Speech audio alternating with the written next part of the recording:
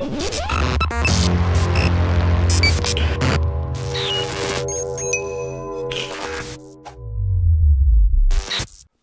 welcome back to the channel, Dan Who Reviews. My name is Dan W. Make sure you're following me on Instagram. Today we're going to continue looking at this Marvel Legends A-Force box set, which is a Toys R Us exclusive, and inside there is 6 female figures that have all appeared in the A-Force comics at some point. We've already looked at one figure, we're going to look at another one today. So if we open up the box, you'll see all 6 figures there. Yesterday we looked at Lady Sif. Today we're going to continue that Asgard theme, and as the Asgardian we're going to review is Lady Loki. Pow! So let's have a look at Lady Loki, and looking very nice in first impressions. To be honest, because I didn't know much about this character, I wasn't very excited when I first seen it as part of the box. But out of the box, it's looking very nice. Like the metallic is a nice shade of green, like it sort of bounces off the light a little bit with these scales. The head sculpt is very nice with the detail paintwork on the face. The horns are like perfect Loki. And after doing a little bit of research about why Loki is a crossdresser, it's sort of I've liked this figure a little bit more. Loki's not a crossdresser, by the way. I'll explain why he's a female in a minute. But in regards to the figure, looking very nice. Similar to Sif, the cape doesn't have a peg.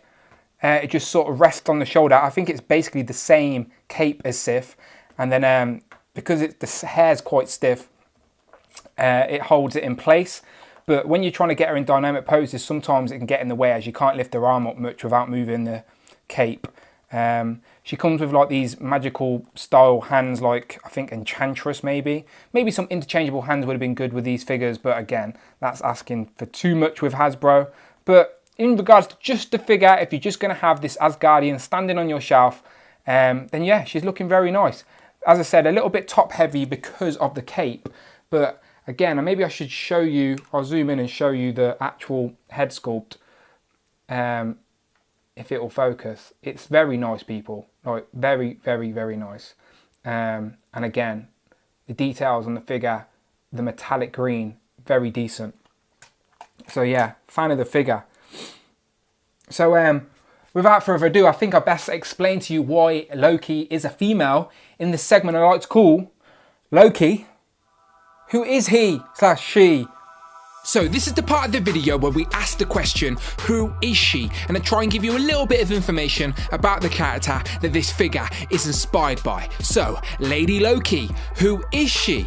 Well, Lady Loki is the same god of mischief, adopted son of Odin that we all know. But after the events of Ragnarok, it seemed Loki was reborn as female. Loki's first appearance as a female was in Thor, Volume 3, Number 5 in January of 2008.